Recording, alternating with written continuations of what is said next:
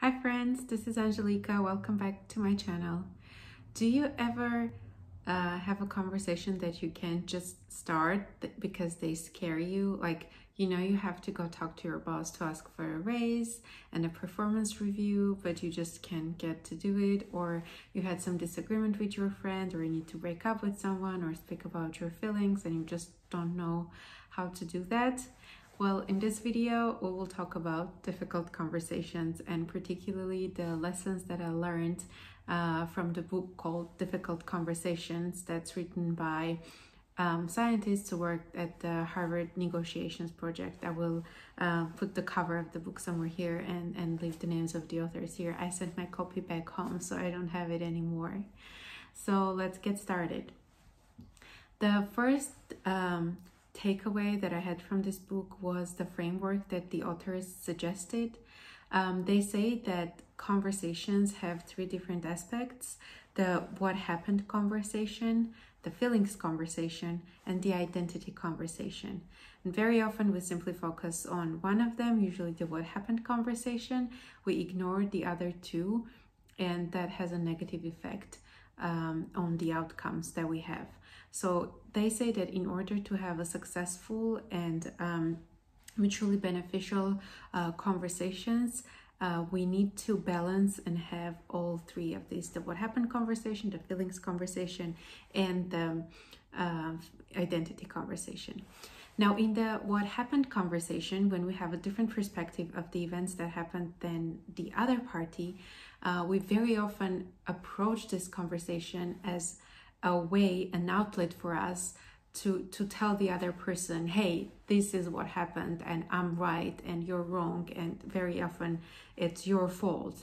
But what the authors suggest to do is to have a learning conversation, which is not to approach it as a way to deliver a message, to deliver what you want to share, but to approach this without any assumptions and with the goal of hearing each other out and coming and creating the third story, the story that will be the most objective, and trying to move on and find solutions from there. So instead of saying I'm right and you're wrong and my story is the right perspective, you should try to combine those different perspectives and come to the third story by exploring each other's stories without any assumptions.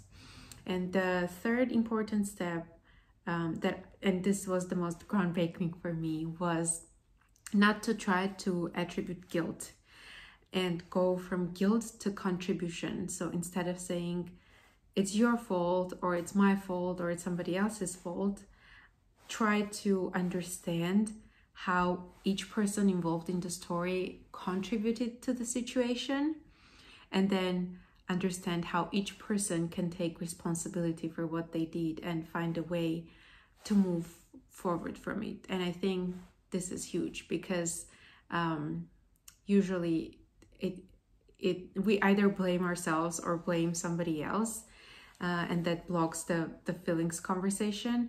And with that approach, it's really difficult to find a solution and to move forward and to continue that relationship, whatever it is. The fourth point that I found very helpful was the feelings conversation, which is something that I usually forget about, but it's very, very important. It's something that you should have with yourself before you even initiate the conversation, and then try to also encourage the other person to have the same conversation with themselves and with you.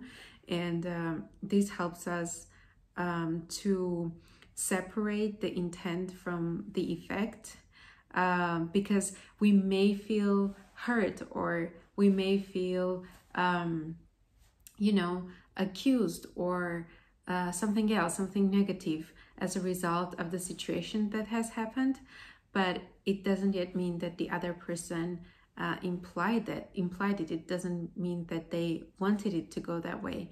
So one thing that we can do is to be very clear and very honest with ourselves and say what feelings it triggered in us, try to understand why we had those feelings. Maybe we have some assumptions about those situations. You know, maybe we have stories that we tell ourselves that got threatened, and try to communicate this in a non-violent way to the other person, and genuinely understand if this was their intention, and not just assume that it was, because more often than not it just wasn't, especially if we're talking about a good relationship, a good friendship. So yeah, be brave and share your feelings. Don't try to hide them, and ask questions, and you know, don't accuse the other person before you have learned their story, their feelings, their views. And the fifth one is the identity conversation that I had never thought about, but I think it's very deep and very important. For example, a person might have a difficulty to accept the fact that they forgot their friend's birthday. And the reason for that may be that accepting that would threaten their identity as a good friend, because we usually forget that our identities, the identities that we attribute to ourselves, are not absolute. So accepting something may be or having a conversation even, or thinking about it, may be difficult in part because it threatens some part of our identity. And understanding it is very important, because from there you can talk to yourself and find a way of not letting the new idea threaten your identity. And one way to do it is to use the word "and." So instead of saying, you know, if I'm a good friend, I shouldn't have forgotten about my friend's birthday. If I forgot, it means I'm a bad friend. You should say, I'm a good friend and I forgot about my friend's birthday because, you know, I was busy, or I was anxious, or something else. So adding this word "and" instead of "but" really changes the perspective and allows you to remember that your identity is not absolute, and you don't control your identities. Yeah, I guess that's it. These are all the takeaways that I had from this wonderful book called Difficult Conversations. I recommend it to everyone. The book is just pure gold.